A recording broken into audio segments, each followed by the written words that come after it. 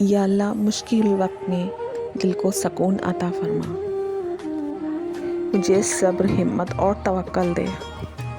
मुश्किल वक्त में सब्र करो, क्योंकि हर अंधेरी रात के बाद रोशनी ज़रूर आती है।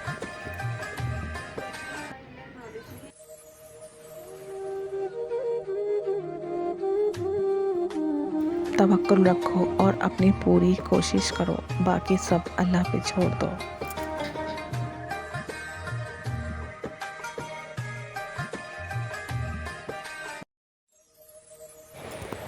याद रखो, अल्लाह उन्हीं के साथ होता है जो कभी हिम्मत नहीं हारते।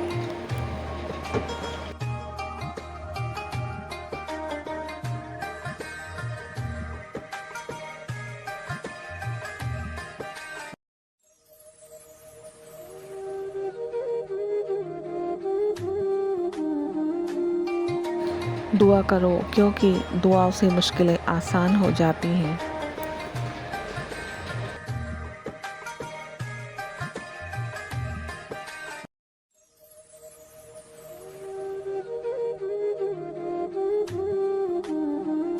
अपने मकसद पर फोकस रखो, लोग क्या कहते हैं इससे फ़र्क नहीं पड़ता।